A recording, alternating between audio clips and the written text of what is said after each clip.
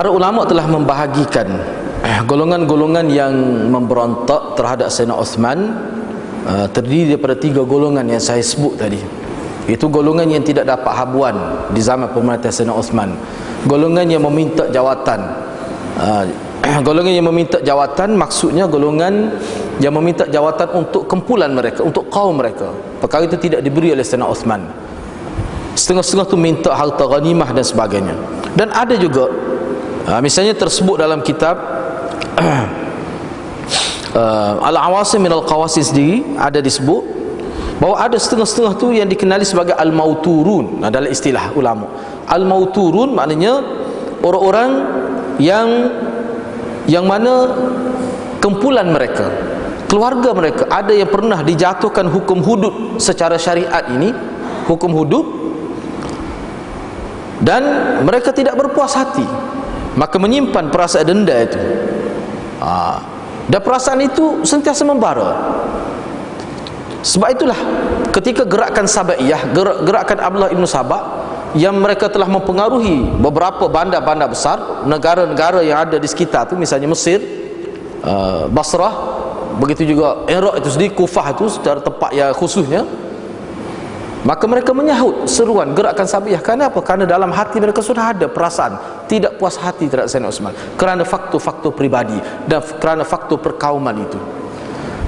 Kenapa saya sendiri boleh terima kenyataan ini?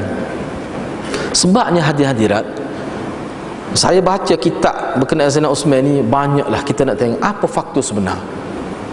Ni golongan-golongan ini yang berada di Mesir, Iraq dan Basrah ni benci sangat pada Sayyidina Uthman. Apakah Sayyidina Uthman ini tidak memberikan hak mereka? Apakah pada waktu itu Sayyidina Uthman longgokkan kekayaan di Madinah dan Mekah saja? Tidak. Sebab kita tengok dalam riwayat-riwayat sejarah, misalnya dia ada tajuk yang khusus. Misalnya Imam Zuhri yang hidup, ni Zuhri ni antara yang hidup di zaman awal lah, selepas zaman sahabat. Dia ni Imam Zuhri ni, dia ada sebut, dia kata sebenarnya dalam tempoh pemerintahan 12 tahun Sayyidina Uthman memerintah, 6 tahun pertama tidak ada masalah. Tidak ada masalah.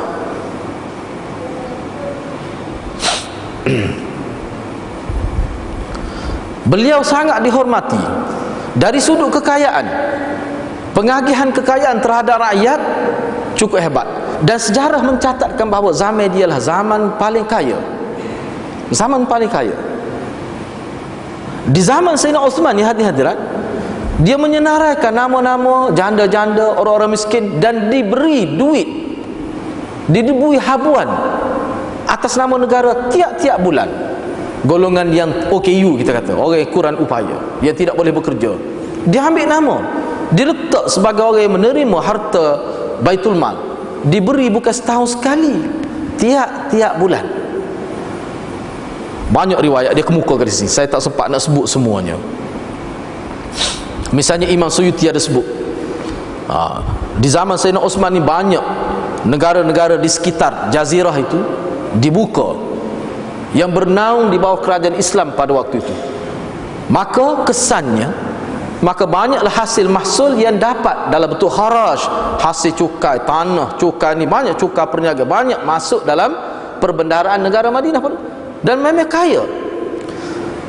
Sehingga digambarkan oleh Imam Suyuti bagaimana harta ini diagihkan kepada masyarakat di kawasan kampung-kampung, sehingga ada ketikanya berpuluh-puluh ekor unta membawa duit cash dengan diiringi oleh tentera untuk diberikan kepada masyarakat di luar daripada Madinah.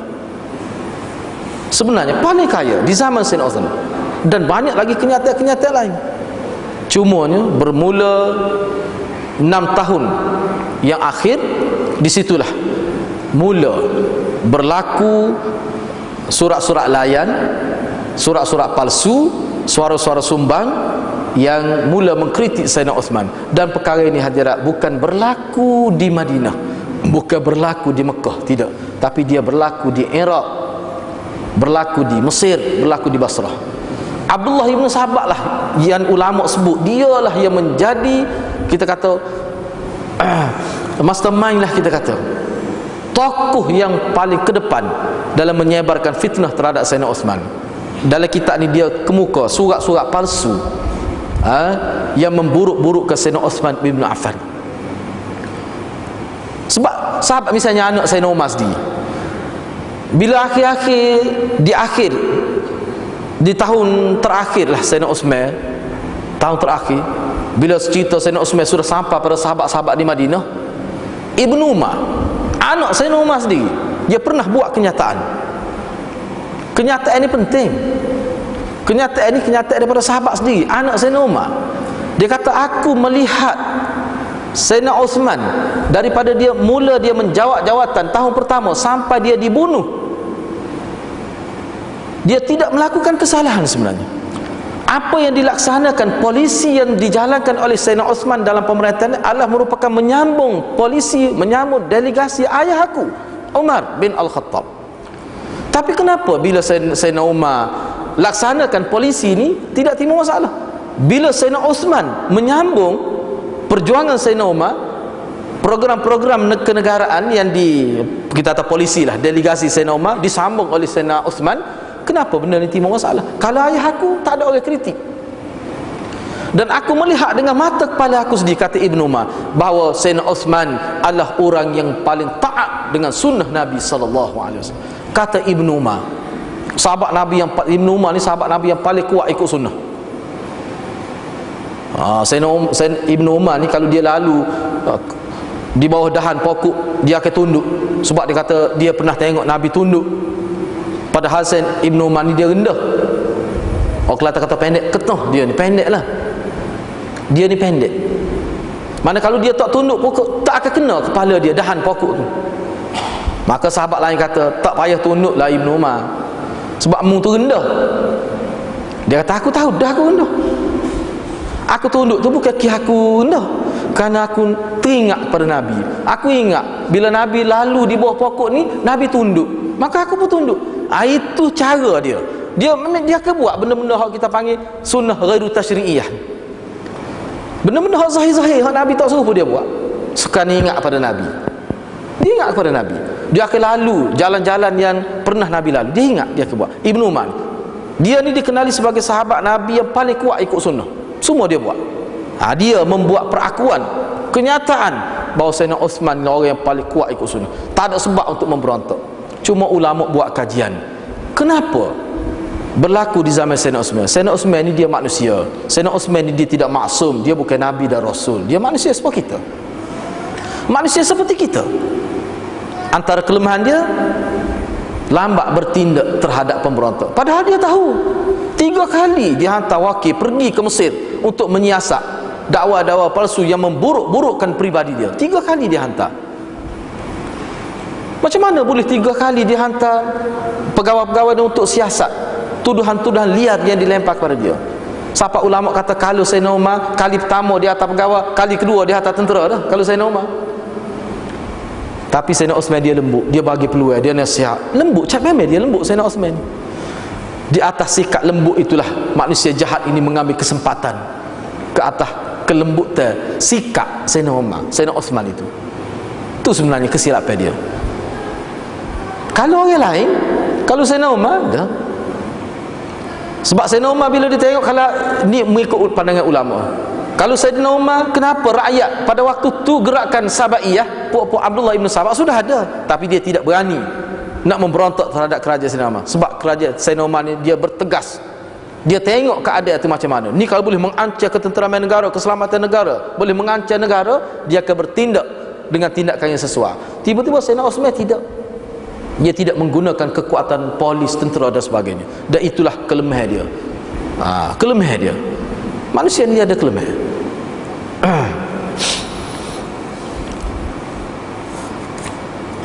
Baik. Kalau kita tengok dalam riwayat-riwayat, boleh jadi kita tertanya-tanya, macam mana musuh-musuh Islam boleh memburukkan Sayyidina Uthman? Apakah modus operandi dia? Bagaimana cara dan kaedah pendekatan dia digunakan? Antara yang disebut dalam kitab, dalam riwayat sirah dan sebagainya, antaranya dengan cara dia memburukkan Sayyidina Uthman di kawasan yang jauh daripada Madinah. di kawasan pendalaman golongan Badawa, di Mesir, di Kufah, jauh daripada kerajaan Madinah pada waktu itu. Cuba kita bayangkan pada waktu itu sistem perhubungan maklumat, sistem maklumat ni macam mana. Nak hantar surat kepada satu daerah kadang mengambil masa 5 hari. Kerajaan Madinah nak hantar surat kepada gubernur-gubernurnya, setengah-setengah tempat tu memakai masa 5 hari, seminggu, yang dibawa oleh postman yang menaik kuda yang sudah dilatih khusus untuk bawa surat. Maklumat itu tidak tersebar, dan rakyat-rakyat yang berada yang juga asalnya orang Islam lah kira-kiranya, di Mesir, di Iraq, tapi orang Islam yang tidak kenal agama seperti mana sahabat di Madinah. Dia tidak kenal Sayyidina Uthman ibn Affan. Jadi bila dimomokkan, disebarkan berita-berita palsu dan ditulis pula surat-surat, antara surat-surat palsu adalah surat yang ada sign sahabat-sahabat. Ni ada tanda tangan. Ni surat daripada Sayyidina Ali, ni surat daripada Abdurrahman ibn Auf, yang menyeru rakyat-rakyat di Mesir supaya bangkit mengajar Sayyidina Uthman dengan cara kekerasan. Disebarkan surat-surat layar lah kita, surat palsu. Kalau lo ni SMS lah kita tu, SMS, Facebook. No. Kononnya sahabat-sahabat besar sendiri pun kritik kerajaan Sayyidina Uthman. Kononnya sahabat-sahabat pun menyebut bahawa Sayyidina Uthman ni korupsi. Sayyidina Uthman ni memberikan jawatan kepada ahli keluarga dia. Setelah kami nasihat, dia tidak pedulikan nasihat kami. Maka langkah lain yang diambil oleh sahabat adalah dengan cara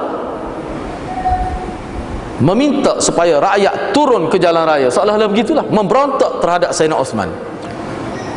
Cuba gambar kepada waktu itu masyarakat Mesir. Kita tahulah masyarakat Mesir ni macam mana. Ketika zaman Sayyidina Umar menjadi khalifah, pada waktu itu gubernur kerajaan Madinah di Mesir siapa? Amr bin Al-As. Ni saya nak bagi gambar masyarakat Mesir itu siapa masyarakat Mesir itu, biar kita tahu. Ni secara ringkas ni. Sebab kuliah ni 2 bulan saya buat kuliah khusus tentang tajuk ni. Hadirat barangkali hadirat pernah dengar maklumat ni. Semasa Amr bin Al-As menjadi gubernur, menteri besar lah kita kata gubernur di Mesir, teruknya masyarakat Mesir dari segi akidahnya, tiap-tiap tahun dia, masyarakat Mesir ni membuat satu ihtifal, upacara sambutan untuk memuja sungai Nil dengan cara menghumban perempuan yang paling cantik selepas subuh ke dalam sungai Nil, dengan maksud untuk kita kata untuk jamu lah, kita kata untuk bodek dewa sungai Nil itu. Itu acara tahunan. Dibuat pertandingan ratu cantik, anak dara sunti yang paling cantik, perempuan paling cantik di Mesir dihumban ke dalam sungai Nil atas nama satu kepercayaan untuk menarik perhatian dewa sungai Nil, kerana Nil ini adalah merupakan nadi rakyat Mesir. Itu upacara yang dilakukan daripada zaman berzaman. Apabila Amr bin Al-As menjadi gubernur, beliau mengharamkan upacara yang zalim ini. Tiba-tiba takdir Allah SWT sebagai cabaran kepada orang yang nak ikut sunnah, tiba-tiba air sungai Nil surut. Paras air sungai Nil jadi surut sehingga ke paras lutut. Oh, maka bisinglah semua media-media yang ada di Mesir, ya, buat liputan. Inilah kesan daripada tidak ikut ajaran nenek moyang. Menjadi satu cabaran kepada Amr. Saya nak bagi gambaran masyarakat Mesir. Kita boleh fahamlah masyarakat Mesir ni kedudukan dia sejauh mana, bagaimana keadaan, tahap mana dari segi akidah. Itulah yang keluar memberontak terhadap Sayyidina Uthman.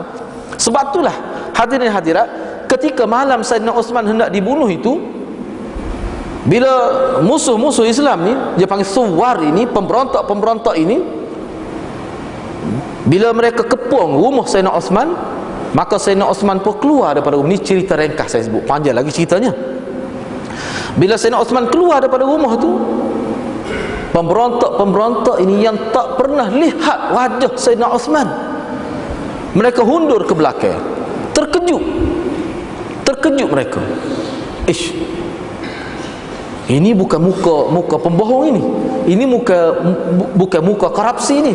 Ini bukan muka orang jahat ni. Bila dia tengok wajah Sayyidina Uthman, timbul rasa tak Tak mungkin orang yang muka wajah perwatakan macam ni, tak mungkin dia ni jahat seperti mana yang digambarkan. Jahat luar biasa.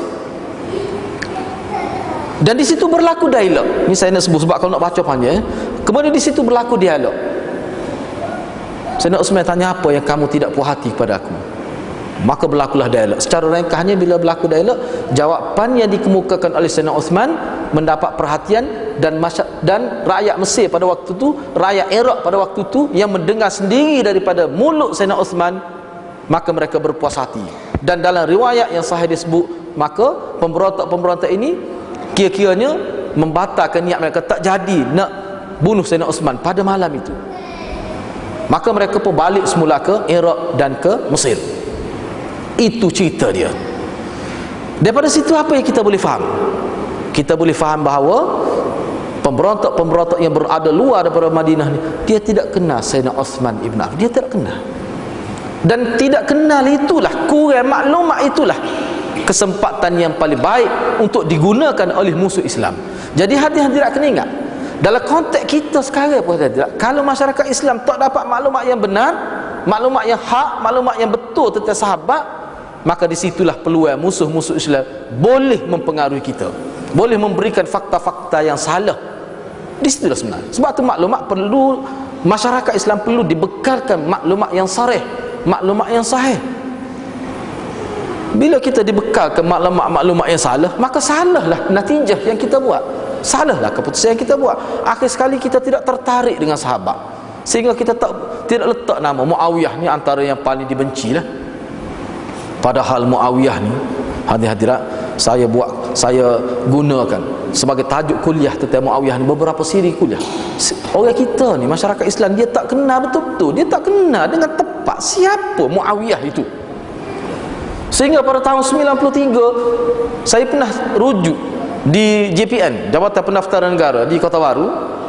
Tak silap saya tak sampai 10 orang yang bernama Muawiyah di Malaysia. Takut orang nak bunuh nama Muawiyah. Bakali dia bimbang takut orang panggil Mek Iyah kali. Bunyi Iyah ni macam perempuan. Dak. Waktu kecil faktor tu. Faktor yang sebenarnya apa? Sebab gambaran yang dia dapat dalam sejarah, Muawiyah ni seorang yang sangat tu politikus yang licik, yang mula-mula mengasahkan sistem beraja. Tu dia punya momokkan yang diberikan kepada sahabat yang dijamin surga. Muawiyah ni penulis wahyu Nabi, dijamin masuk surga. Yang mula-mula, kita kata, yang mula-mula membuat armada perang tu sebenarnya untuk sahabat Islam ke sebelah laut, Muawiyah. Tapi orang kita tak tahu Muawiyah ni hebat. Hadis-hadis yang menyebut kelebihan cukup banyak. Baik, saya nak pergi lebih jauh lagi ni.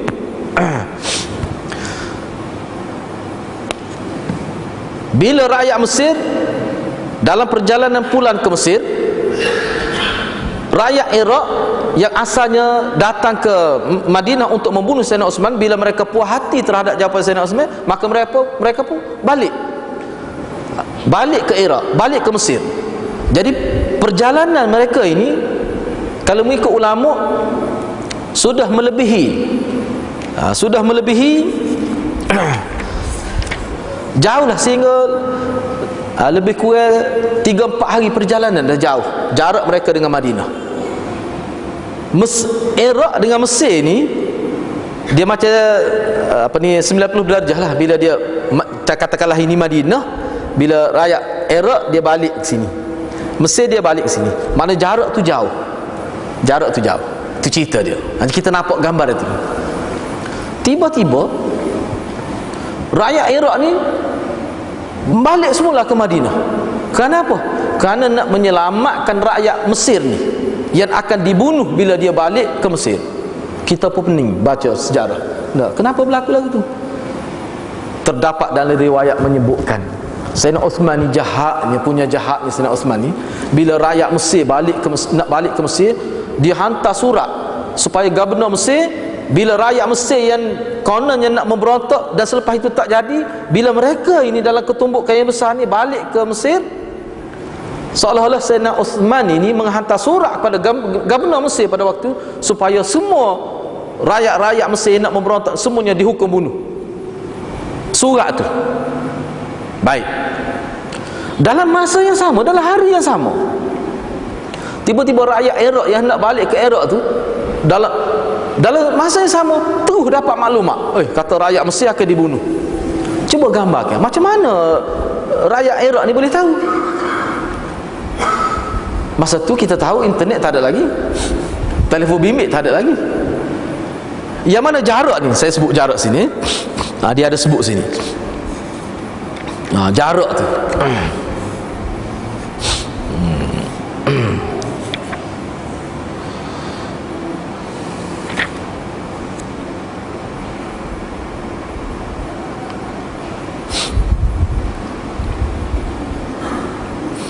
Mana jarak di antara rakyat Mesir dengan rakyat Iraq pada waktu itu, dalam keadaan mereka nak balik ke negeri mereka masing-masing itu, jauhnya jarak mereka itu bagaikan timur dengan barat. Itu disebut di timur dengan barat.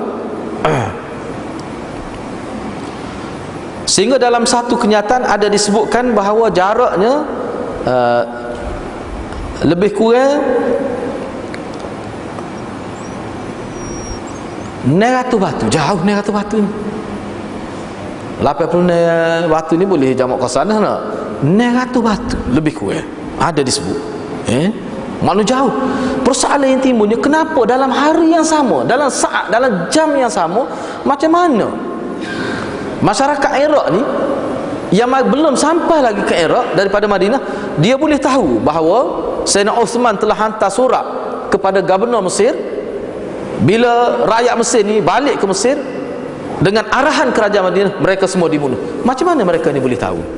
Sebab itulah setengah-setengah ulama menyebutkan bahawa sebenarnya mereka telah rancang dah benar. Dia rancang, balik dulu. Balik dulu. Yang Iraq, masyarakat Iraq balik ke Iraq, masyarakat Mesir balik ke Mesir. Bila sampai pertengahan jalan, kembali semula ke Madinah. Kembali itu dengan membawa surat. Bila rakyat Iraq kembali ke Mesir, dia pergi bertemu dengan Sayyidina Ali. Dia bawa satu surat. Surat ni cop Sayyidina Uthman, yang mana bunyi surat ini ditujukan kepada Gubernur Mesir, mengarahkan Gubernur Mesir, bila mana rakyat Mesir sampai ke Mesir yang nak memberontak ini, maka mereka semua ini mesti dibunuh atas arahan khalifah di Madinah. Surat itu, bila surat ni dibawa pada Sayyidina Ali, Sayyidina Ali tanya, ni saya nak baca kata-kata Sayyidina Ali. Bila surat ni dibawa pada Sayyidina Ali, Sayyidina Ali tanya, Sayyidina Ali tanya,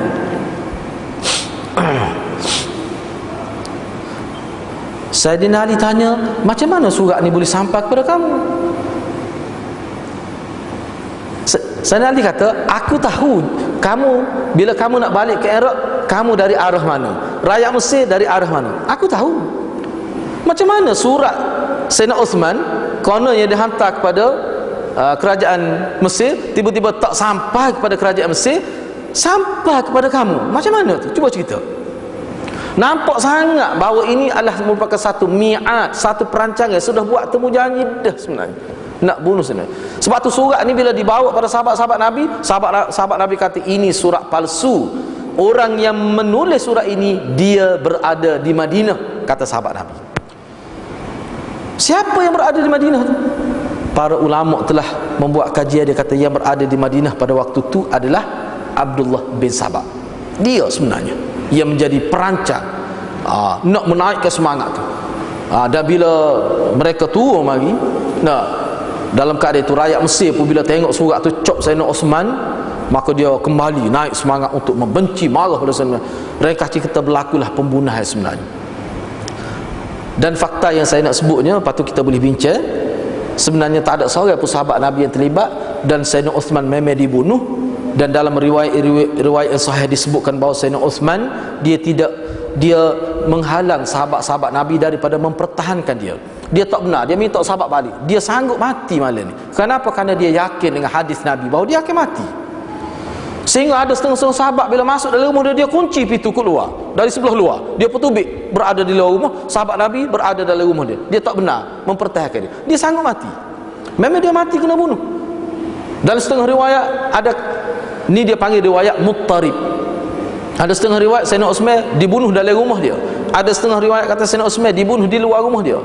Ada setengah riwayat kata musuh-musuh Islam ni, puak-puak Syiah Kufah ni dengan Syiah daripada Mesir ini naik melalui tingkap atas orang panggil sisi angin. Oh, Kelantan kata sisi angin, tingkap atas ni. Daripada tingkap pecah masuk untuk bunuh Sayyidina Uthman ibn Affan. Dan mati Sayyidina Uthman ibn Affan. Dan ulama mencatatkan inilah kejayaan pertama Syiah sebenarnya. Terbukti aja. Memang sahabat tak terlibat dan ini Syiah Kufah. Macam mana kita boleh kata Syiah? Ini bukan tuduhan. Ini ada bukti. Ini bukan tuduhan.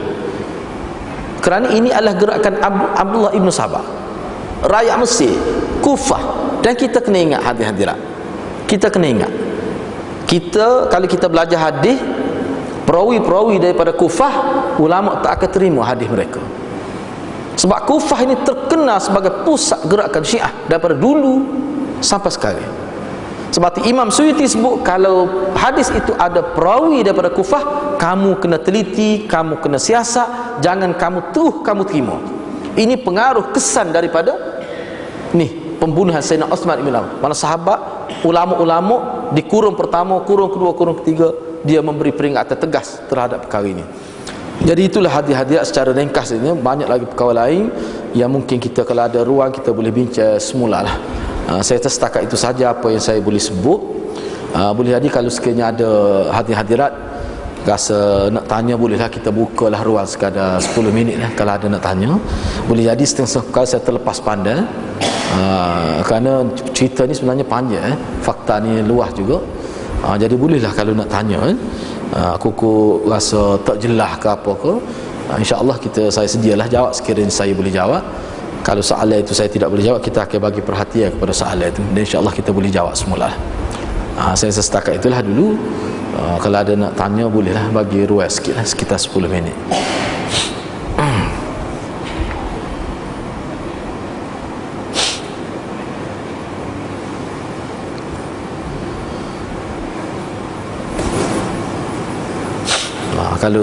Kalau tidak ada soalan, ada ke?